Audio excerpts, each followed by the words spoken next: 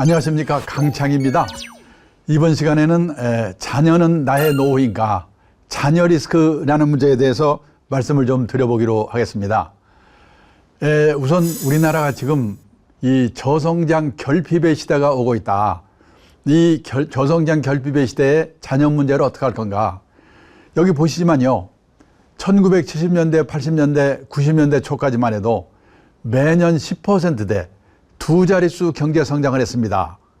그때는 작년보다 금년이 좋아지고 금년보다 내년이 좋아지고 이런 세월을 30년 넘게 살았거든요. 그래서 우리 머릿속에는 고성장 마인드, 고성장 체질이 몸에 딱 박혀 있는 겁니다. 근데 몇 년 전부터 4%, 3%, 2% 작년에 마이너스 성장했죠. 금년에 그 반동으로 뭐 3%, 4% 얘기하지만은 이제 옛날처럼 고성장 시대가 다시 오기는 어렵게 됐다는 겁니다. 여러 가지 구조상. 여기에 어떻게 우리가 대비할 건가? 제일 문제가 뭐냐면 저성장기로 들어선 제일 큰 이유 중에 하나가 이 출산율입니다. 이 출산율 지금 작년 같은 경우에 0.84명이었는데 이 시기가 계속되면은요, 2035년이 되면 우리나라 이 여성 3명 중 1명이 65세 이상 할머니 대우가 된다는 거예요. 그 다음에 2040년이 되면 인구 4명 중 1명이 75세 이상 초고령자가 된다는 겁니다. 그렇기 때문에 앞으로 구조적으로 저성장 시대, 이 결핍의 시대, 이거에 맞게 우리가 생활 습관이라든지 이런 거를 바꾸지 않으면 안 된다는 겁니다. 자, 문제는 우리나라도 마찬가지지만 일본도 유럽도 이렇게 인구의 고령화는 똑같이 진행이 되고 있습니다. 근데 문제는 우리나라가 그런 나라들보다 몇 배 속도로 고령화가 빨리 진행되고 있다는 게 문제인 겁니다. 고령화의 속도라는 면에서요, 프랑스에서 155년 동안에 진행이 된 게 이웃나라 일본에서 35년 동안에 진행이 됐습니다. 4배의 속도로. 그래서 일본이 적응을 못하고 지난 20년 넘게 저 고생을 한 거거든요. 근데 우리나라는 일본도 저리 가라, 이 25년 동안에 진행이 됩니다. 프랑스 같은 나라는 155년 동안에 서서히 적응해 가면 돼요. 우리나라는 25년 동안에 총알같이 적응하지 않고는 살아갈 수가 없게 됐다는 거예요. 그래서요, 지금까지 상식으로 생각했던 것들, 주택에 관한 생각, 애들 결혼에 관한 생각, 애들 교육에 관한 생각, 나의 노후에 관한 생각, 이런 생각들을 빨리빨리 180도 바꿔야 된다는 겁니다. 그 중에서요, 가정경제 측면에서 가장 지금 우리가 시급하게 바꿔야 될 게 뭐냐? 절약입니다. 제가 어디 가서 절약을 얘기하면 많은 분들이 김사는 표정이죠. 오늘 재테크 강좌라니까 뭐 종목이나 하나 기바른 거 찍어줄까 하고 왔더니 겨우 한다는 말이 절약하라고? 아니, 세상에 그걸 모르는 사람이 어디가 있어. 다 그런 표정들 하시는 겁니다. 그런데 우리가 알아야 될 게 뭐냐? 지난 3, 40년 동안 고성장 시대, 세계 역사에 없는 특별한 시대를 우리가 살아왔기 때문에 우리는 의식하지 못하고 우리는 아낀다고 생각하는데, 미국, 일본 선진국 사람들이 우리를 보면은 너무나 낭비 요인, 거품 요인이 많다는 거예요. 필요 없는 자동차. 재미교포가 성공해가지고요, 서울에 사냥 발령받아 와가지고 몇 달 살고 나서 뭐라고 하냐면, 서울에 와서 몇 개월을 살아보니까 서울처럼 대중교통이 발달된 도시가 세계에서 몇 개 없다 이겁니다. 근데 1km 가면서 자동차 끌고 가더라 이거죠. 그 사람들 눈에는 참 이상한 거예요. 필요 없는 자동차, 교육비, 결혼비용, 경조사, 이거 작심하고 아끼지 않고는 노후 준비가 안 되게 돼 있다는 거예요. 얼마 전에요, 이 중앙일간지에 의미 있는 기사가 있었기 때문에 읽어드리겠습니다. 결핍의 시대 대비에 어떤 무기 준비하나요? 결핍은 있어야 할 것이 없어지거나 모자란 상황을 말합니다. 고도성장 시대에는 이 있어야 할 것의 기준이 높아도 괜찮았습니다. 성취할 기회가 많았으니까요. 하지만 성취의 기회가 적고 평준화하는 이 저성장 시대에는 있어야 할 것의 기준이 높을수록 좌절하고 불행해질 확률이 높아집니다. 그래서 요즘 생각이 있는 부모들은 다른 것보다도 자기 애들에게 결핍에 적응하는 방식을 가르치고 있다는 겁니다. 제가 재작년인가요? 어느 모임에 갔더니 유명한 교수님이 저 옆에 있는데 외동딸이래요. 그해 봄에 대학을 졸업했는데 그때까지 취업을 못했답니다. 괜찮은 대학 나왔고 유명한 교수가 한 번만 부탁하면 안 될 것도 없는데 안 한답니다. 재수해서라도 네 힘으로 들어가라. 결핍에 적응하는 방식을 가르치기 위해서. 자기 딸이 용돈이 구한 것 같은데 자기 돈이 있거든요. 주고 싶은 마음이 꿀뚝 같은데 참고 참는데요. 결핍에 적응하는 방식을 가르치기 위해서. 우리가 그걸 안 해가지고 우리 애들이 지금 장난이 아니거든요.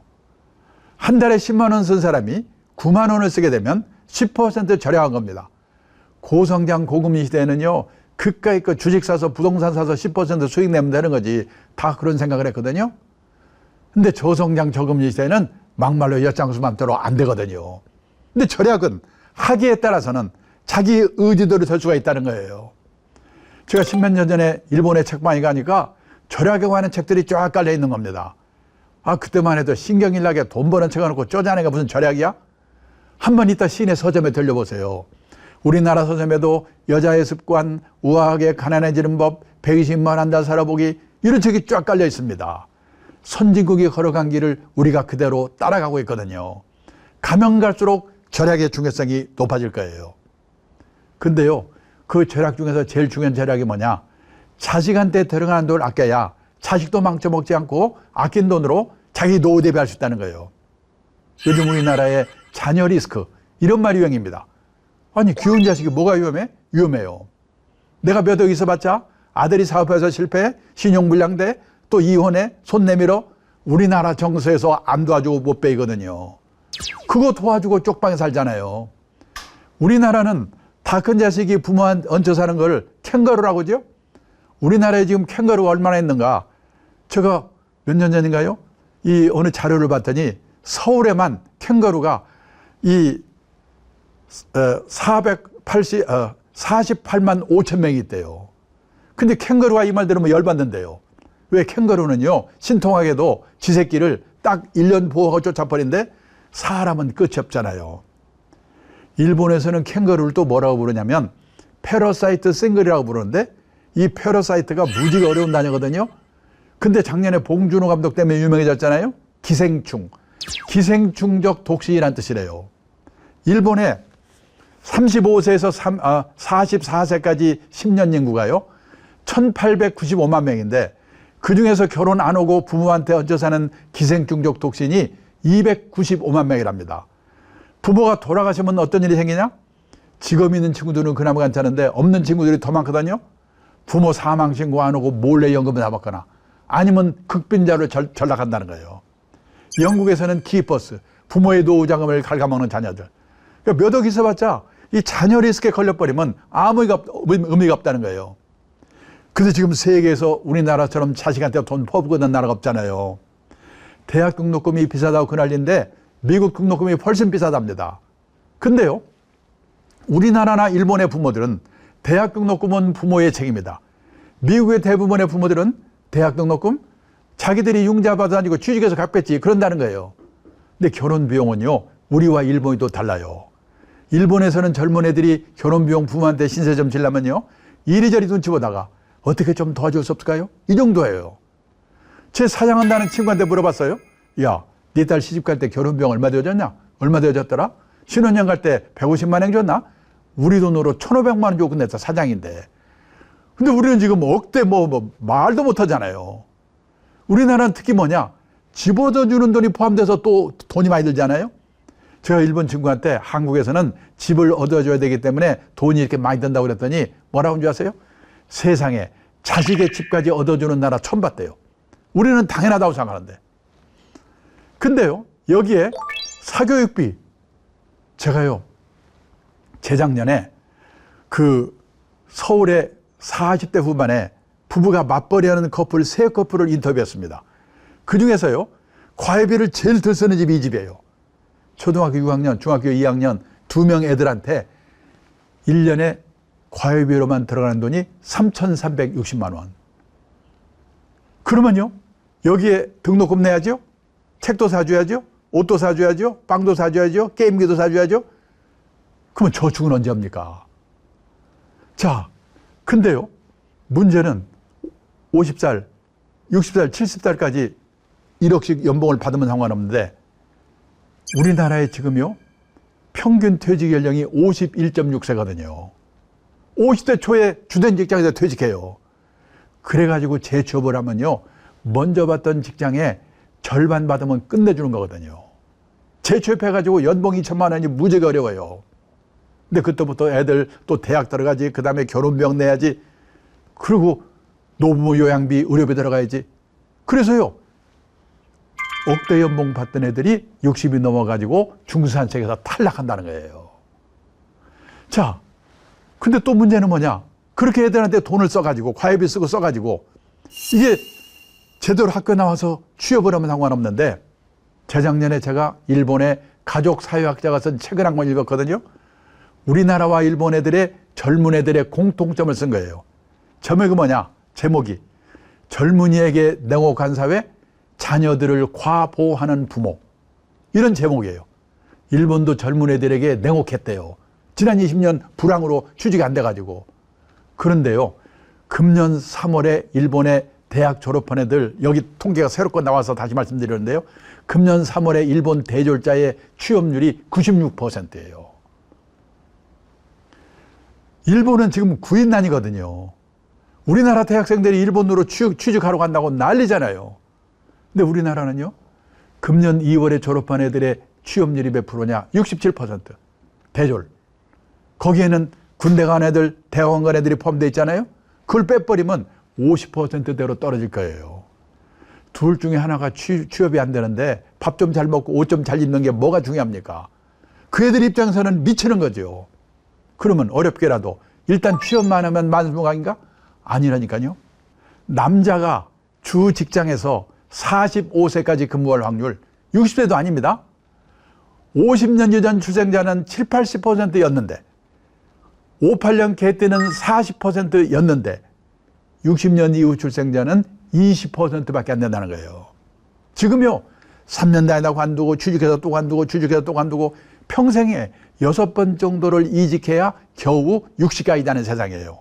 제가 있는 업계는 실제로 그래요. 시험 잘 보는 거 아무 관계 없어요. 씩씩해야 돼요. 근데 부모들은 냉혹한 사회에 견디도록 자식들을 씩씩하게 키웠는가? 이 고성장 시대에는요, 신규 채용이 많기 때문에 좋은 대학 시험 잘 봐서 들어가가지고 그냥 시험 봐서 취직하면 되거든요. 근데 저성장기에는요, 점점점 신규 채용이 줄어져요. 그러면 중소기업 같은 데 취직해가지고 몇 번 이직하면서 좋은 회사로 옮겨가야 돼요. 그러면 옮겨갈 때 저쪽에서 날 뭘 보고 뽑는가? 학벌, 스펙? 아니에요. 이 친구가 우리가 시키려고 하는 일을 잘하는가 못하는가? 전문성을 보는 거예요. 전문성. 둘째, 평판. 인간성이 제대로 되어 먹었는가?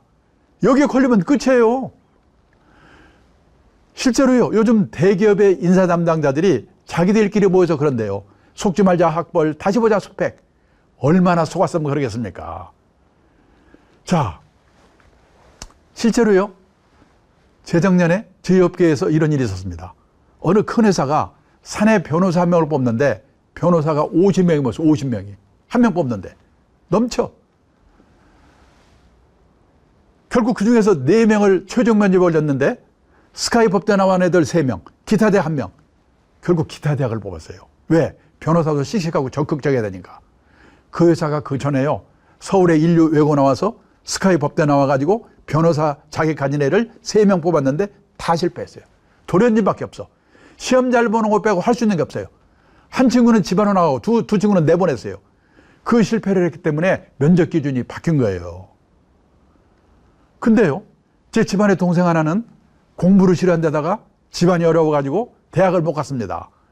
건설 공사 현장에서 30년 일을 했는데요, 물 새는 거 막는 거 방수의 전문가가 됐어요. 어느 날 대형 건설사 회장님 댁에 물이 샜다나? 이분이 화딱지가 나가지고, 야, 박사만 뽑지 말고 독일식으로 마스터를 뽑아라. 55세에 대형 건설사에 마스터로 취직했어요. 지금 70세거든요. 작년까지 억대 연봉 받으면 다녔거든요. 나오니까 금방 딴 데 또 데려가더라고요. 걔는 80까지 무난할 것 같아요. 세상이 지금 이렇게 바뀌고 있어요.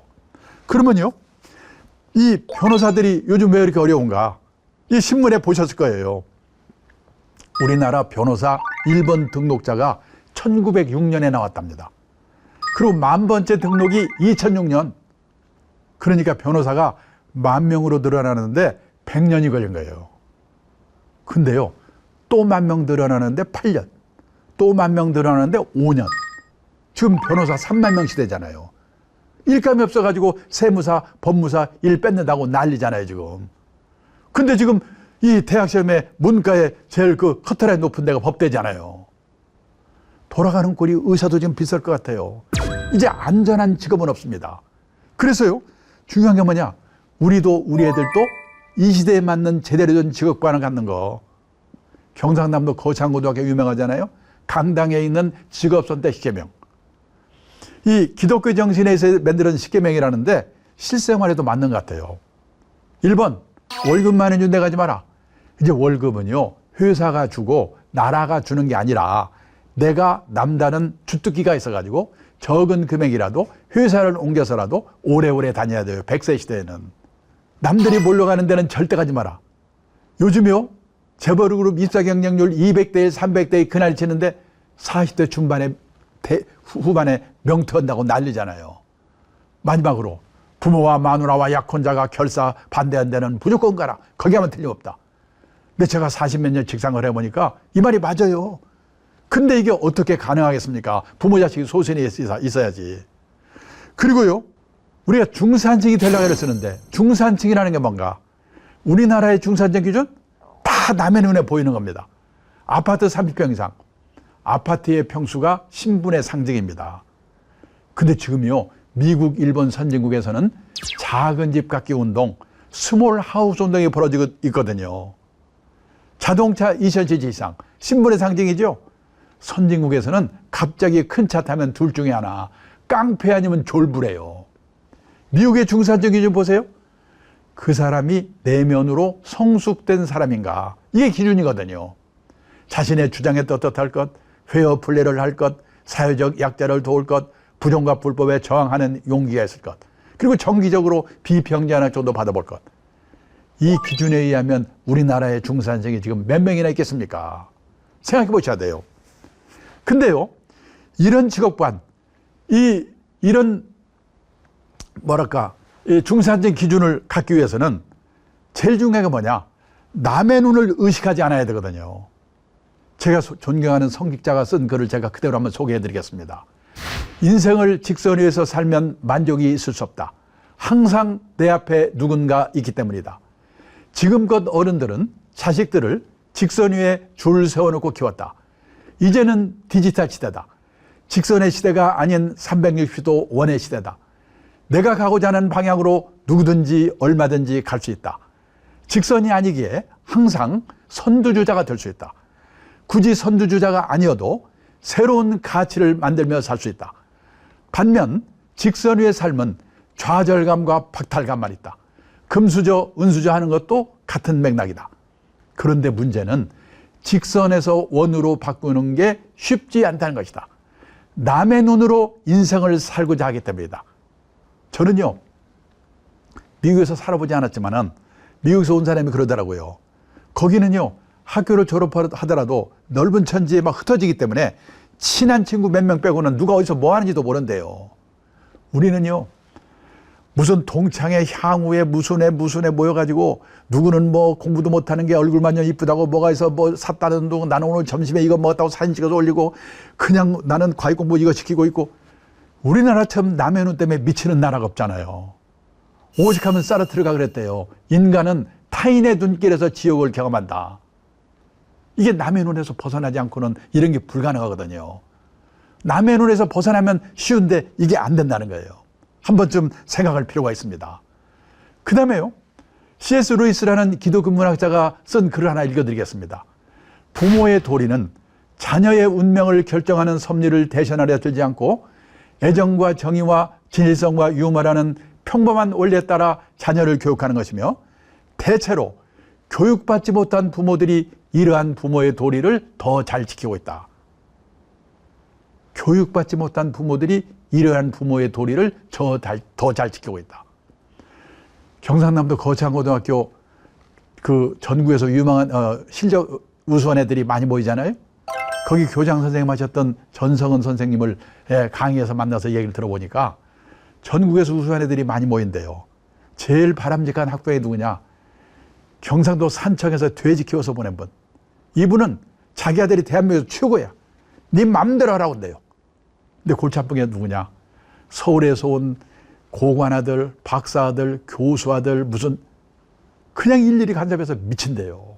한번 배운 부모들이 생각해 보실 필요가 있다는 겁니다. 그 다음에요, 우리가 애들에게 영어 수학 말고 가르친 게 있는가? 돈 관리를 가르쳤는가? 경제적 자립을 가르쳤는가?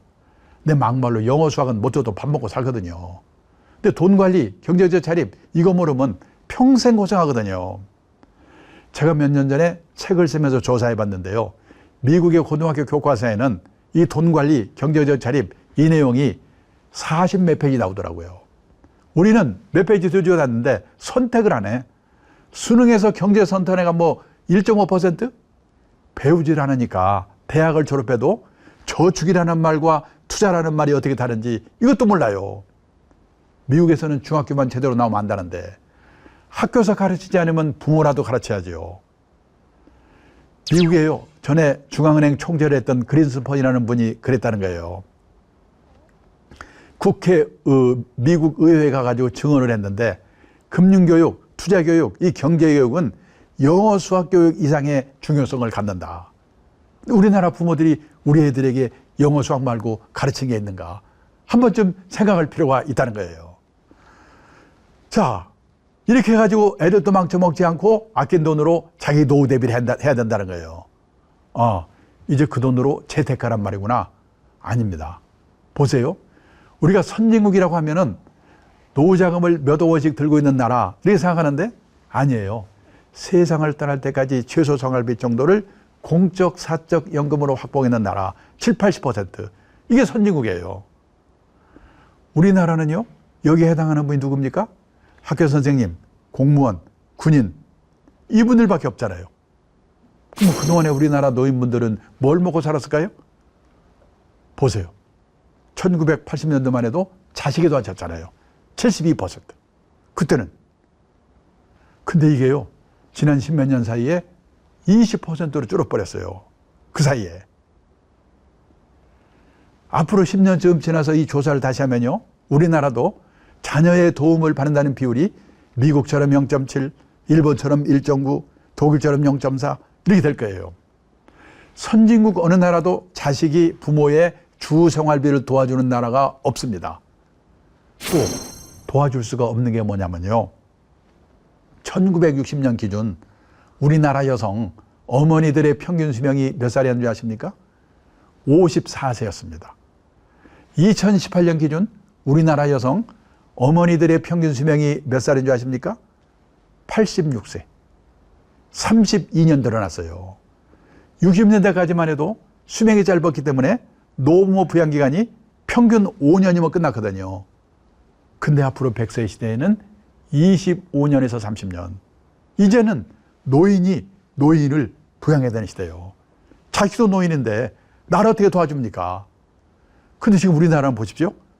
이 연금, 공적 사적 연금으로 노후생활비 확보해 있는 분은 바로 보십시오. 17%밖에 안 되잖아요. 공무원, 선생님, 군인밖에 없으니까. 그러니까 뭐냐? 연금 이거는요, 공적 사적 연금은 1년, 2년 부어서 되는 게 아니잖아요. 30대, 40대부터 제일 중요한 게 연금부터 생각해 봐야 돼요. 그럼 나머지 기타라는 게 뭐냐면 자기가 알아서 벌어서 쓰는 수밖에 없고 모아둔 돈 헐어서 쓰는 수밖에 없다는 얘기예요.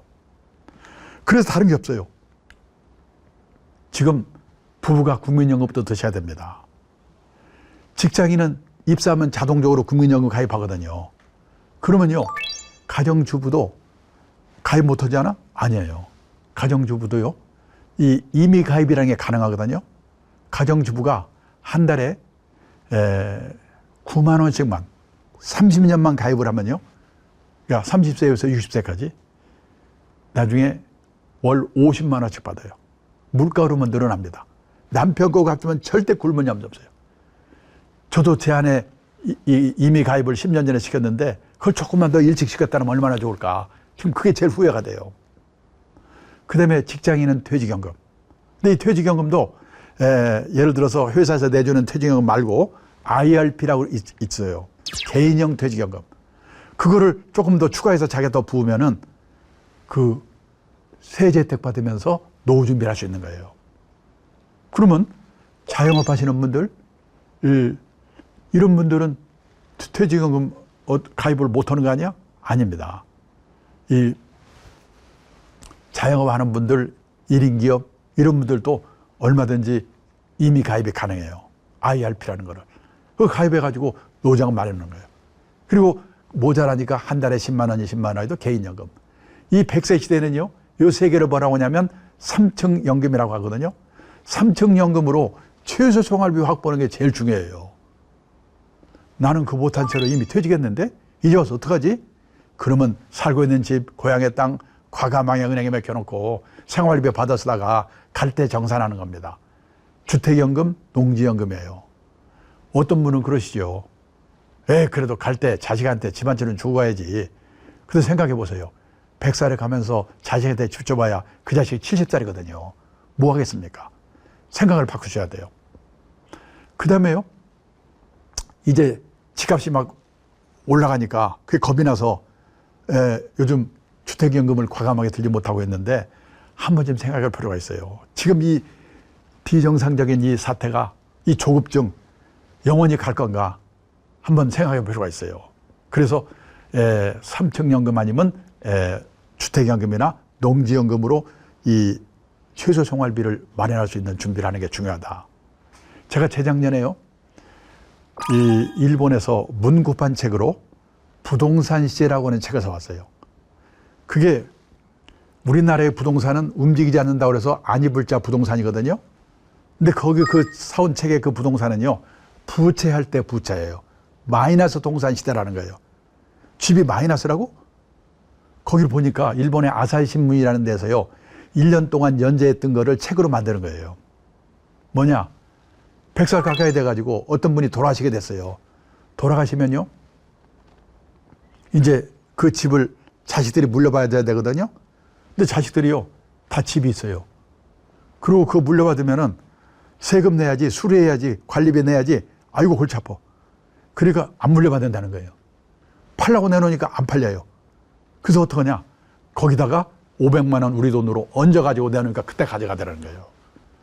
지금 일본의 빈집이 846만 채가 있어요. 10년이 지나면요, 집 4채 중에 한 채가 빈집이 될 거래요. 그거요? 제가 이런 말 하면요, 댓글이 올라옵니다. 미친 소리 한다고. 이 글 읽으면 하도 저한테 욕을 해가지고 제가 심장마비 걸려가서 말을 함부로 못 하는데, 저는 10년 후, 20년 후 내 노후가 됐을 때를 생각해 봐야 된다. 그때도 이 주택이 영원할 건가? 부동산 불패신화가. 그래서 주택연금도 한 번쯤은 과감하게 생각할 필요가 있다. 오늘 여기까지 말씀드리겠습니다. 감사합니다.